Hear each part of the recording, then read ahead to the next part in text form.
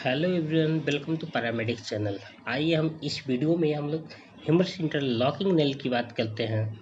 तो सबसे पहले देखते हैं पोजीशन बीच चेयर पोजीशन में होता है। तो आइए हम लोग देखिए बीच चेयर पोजीशन। पेशेंट के ड्रेपिंग करने के बाद बीच चेयर पे अब आते हैं हम लोग अप्रोच।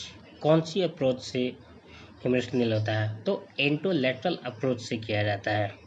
इसमें हेड ऑफ होता है 30 से 60 डिग्री तक। अब डैपिंग होने के बाद अब एंट्री पॉइंट बनाते हैं। तो सर्जन पे डिपेंड करता है, कितने लोग छोटा कीवायर से एंट्री पॉइंट बना लेते हैं, कितने लोग डायरेक्ट इंसिजन लगा के ऑल से बनाते हैं। अब ये देख रहे हैं कीवायर ह्यूमरस में डाला हुआ कीवायर डाला हुआ है, जो पोलर स्क्रू की तरह से डाला जाता है। पोलर इसलिए डालते हैं ताकि इपीलेटरल ईजी से मूवमेंट करने में आसान होता है, क्योंकि बीच में कम्युनिकेट होता है तो एल्बो से हम लोग नहीं कर पाते हैं, इसलिए डाला है। आइए हम लोग अब देखते हैं की वार से गाइड वार से एंट्री पॉइंट बनाते हैं। तो एंट्री पॉइंट दो जगह से बनाया जाता है।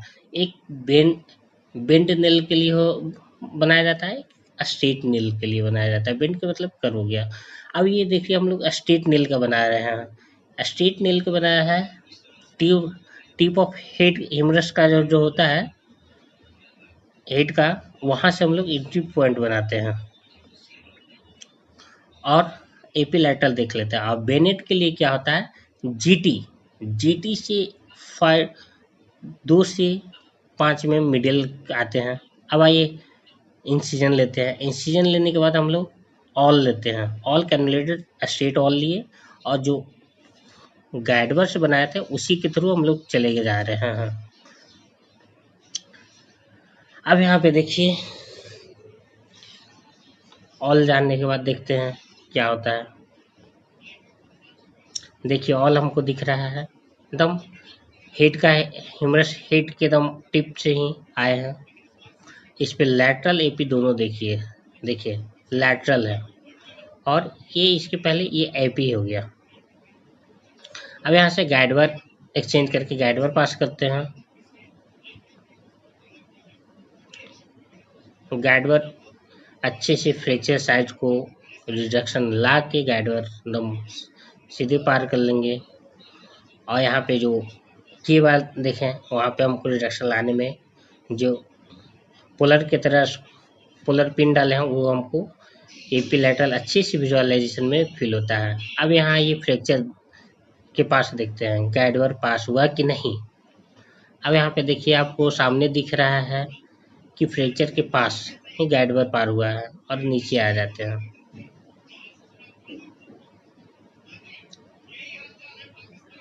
सेक्शन देते हुए श्याम से देख लेते हैं। अब यहाँ देखिए एपी और लैटरल दोनों हम लोग एंड ऑफ हिमरस के पास पहुंच गए। सामने आपको दिख रहा है शेयर में। अब यहाँ से प्रॉक्सिमल रिमर करते हैं गाइडवर के थ्रू ही। अब ये देखिए गाइडवर। अब यहाँ से हम क्या कर सकते हैं, अगर पोलर स्क्रू अगर फंस रहा है हिमरस प्रॉक्सिमल रिमर में, तो हम लोग पोलर स्क्रू निकाल देते हैं। अब यहाँ पे प्रॉक्सिमल रिम करने के बाद हम लोग नॉर्मल रिमर करते हैं। नॉर्मल कब तक रिमूव करते हैं?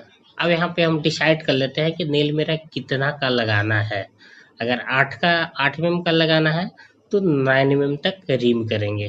7 को लगाना है तो 8 तक करेंगे, ताकि नेल इजी से पास आउट हो और रिडक्शन अच्छे से मेंटेन हो जाए।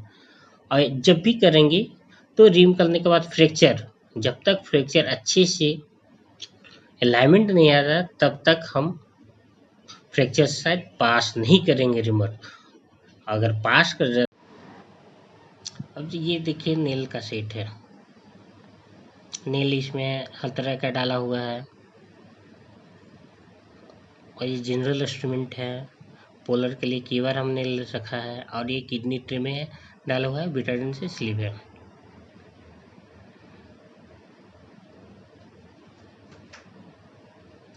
अब सीआरएम के पास आ गया। अब फ्रैक्चर के देखिए पास हो रहे हैं। अब नेल लोड कर रहे हैं। नेल भी हम देख लेते हैं कि मेरा नेल सही लॉक आते लोड किया हुआ है या नहीं है। तो उसके लिए स्लीव डाल पहले स्पैनर से पूरी तरह से टाइट कर लेते हैं। टाइट करने के बाद हम लोग चेक करेंगे स्लीव में नेल सही लगा है या नहीं लगा है। तो स्लीव डालेंगे, आउटर स्लीव डालें, इनर स्लीव डाल रहे हैं, वहाँ पे ड्रिल भी डाल के पास कर लेते हैं। अगर कहीं भी रोकने का रुकावट नहीं मिला तो इसके मतलब समझेंगे कि मेरा नेल सही है। देखिए पास हो गया। सेकेंड हॉल में भी हम लोग उसी तरह डाल के देख लेते हैं। देखिए पास हो गया। और थर्ड में भी ये भी डाल के पास हो गया। इसके मतलब मेरा नेल सही लोड किया हुआ है। ये हम लोग दिखा रहा है स्ट्रेट नेल। बीटाडिन से अच्छे से हम देख लेते हैं। अब गाइड बार के थ्रू ही हम नेल लोड करेंगे, जाएंगे और ट्रैक्शन मेंटेन रखेंगे। देखिए नेल जा रहे हैं हम लोग, ट्रैक्शन दिए हुए हैं, फ्रैक्चर के पास आ गए हैं। अब यहाँ से बिना फ्रैक्चर रिड्यूस किए हुए नेल पास आउट नहीं करेंगे। देखिए एकदम इजी जाते हैं और अंडर सीआरएम के ही थ्रू हम लोग नेल पास करेंगे। देखिए अलाइनमेंट पूरी तरह मेंटेन है और आगे हम नेल चले आए हैं। यहाँ भी देख लेंगे एपी और लैटरल कहीं डिस्प्लेस तो नहीं है ना। अब यहाँ पे देखिए पूरी तरह है तो हम चला आते हैं। देखिए नेल पूरा चला गया। तो एपी लैटरल दोनों देख लेंगे हम कि मेरा नेल, देखिए नेल बिल्कुल हेड में अंदर बरीड हो गया है, यहाँ भी पहुँच गया है। अब हम लोग एपी, ये लैटरल हो गया, नहीं एपी हो गया। अब यहाँ पे हम लोग क्या करेंगे, स्लीव डाल के प्रॉक्सिमल लॉक करते हैं। इसके लिए हम लोग अगर 8 का लगाते हैं तो प्रॉक्सिमल स्क्रू आता है, डायमीटर आता है 4.9 mm का लॉकिंग बोल्ट आता है। अब यहाँ देखिए नैब लगे इनर स्लीव डालें, आउटर स्लीव डाल के आउटर स्लीव डाल के इनर स्लीव डालेंगे। अब यहाँ पे हम लोग क्या करेंगे, इनर स्लीव डालें। अब इसके बाद रिम करेंगे।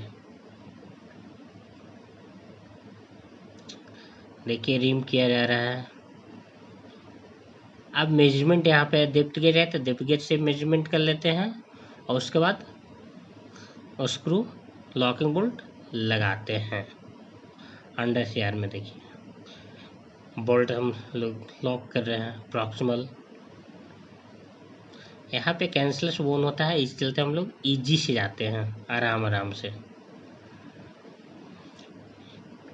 और सीआर में बीच बीच में देखते रहते हैं। देखिए बस सेकेंड हॉल भी डील किए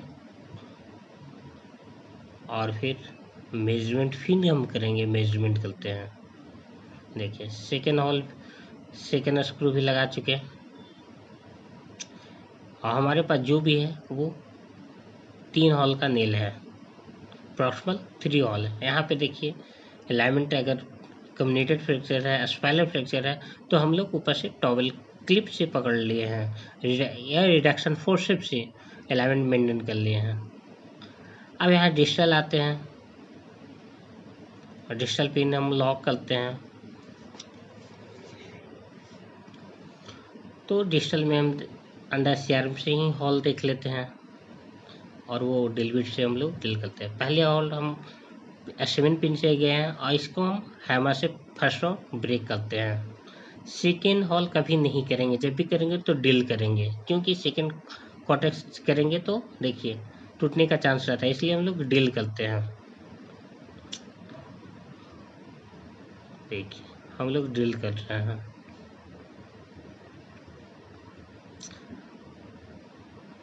अब ड्रिल करने के बाद स्क्रू डाल रहे हैं।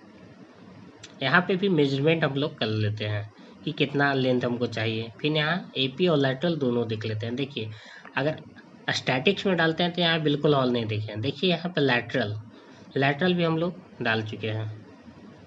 लेंथ भी मेरा एक्यूरेट है, सही है। और स्टैटिक में बिल्कुल आपको हॉल नहीं पता चलता है। और डायनेमिक हम डालते हैं, पूरी तरह से लॉक करते हैं, और डायनेमिक अगर होल्ड करते हैं तो उसमें हल्का सा विजुअलाइजेशन होता है। देखिए डायनेमिक में भी आपको दिखाते हैं, देखिए हल्का दिख रहा है डायनेमिक। हम लोग सेकेंड स्क्रू डाल लिए हैं, देखिए लैटरल दोनों, एपी में दोनों। एपी में हल्का सा हॉल दिखता है ताकि वो डायनेमिक है। अब हम लोग क्या, देखिए तीसरा हॉल भी ऊपर 2 किए थे, अब तीसरा स्क्रू भी लगा रहे हैं। तीसरा स्क्रू लग गया। अब यहाँ लैटरल भी देख लें कि मेरा लैटरल देखिए एकदम परफेक्शन 60-80% अगर अलाइनमेंट मेंटेन है तो यूनियन हो जाता है। अब एपी और लैटरल दोनों देख लेते हैं। इसके देखिए लैटरल देखिए हॉल में ही है। अब हम लोग क्या करते हैं, जी को स्पैनर से खोलते हैं, रिमूव करते हैं, अच्छे से वॉश कर लेते हैं। फिर बीटाडिन सी लगा के, फिर प्रोक्साइड है, प्रोक्साइड से ऊपर सुपरफिशियल जितना भी ब्लड स्टेन है वो अच्छे से साफ कर लेते हैं।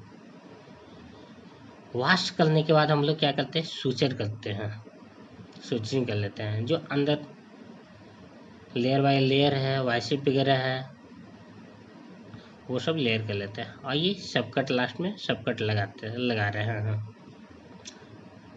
सबकट लगाने के बाद हम लोग क्या करते हैं, स्किन लगाते हैं, जो इथलॉन से लगाया जाता है।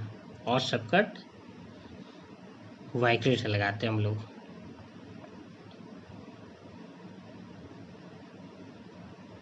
देखिए यहाँ पे मैट्रेस लिया जा रहा है।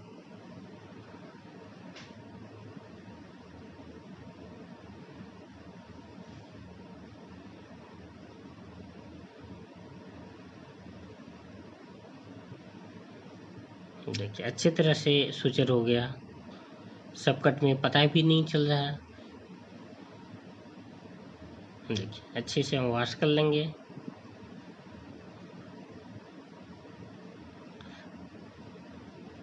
अब यहाँ पे स्किन लगाएंगे जो इथलॉन से होता है।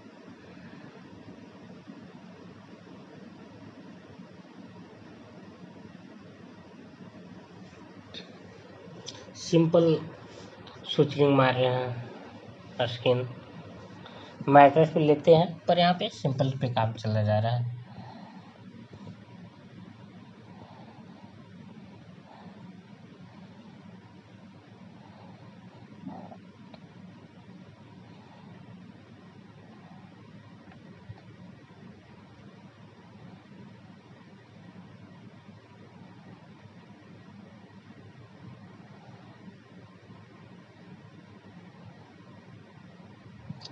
अब हम लोग कर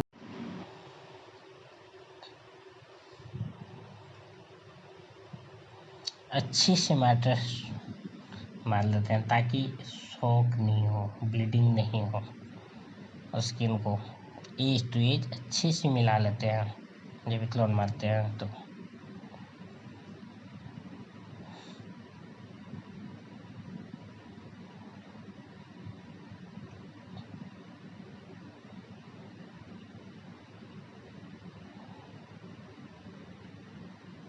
देखिए अच्छे से ब्लड रेस्ट हटा लिए और बीटाडिन वहाँ पे मॉप कर लेंगे। और ड्रेसिंग अच्छे से हम लोग कर लेते हैं।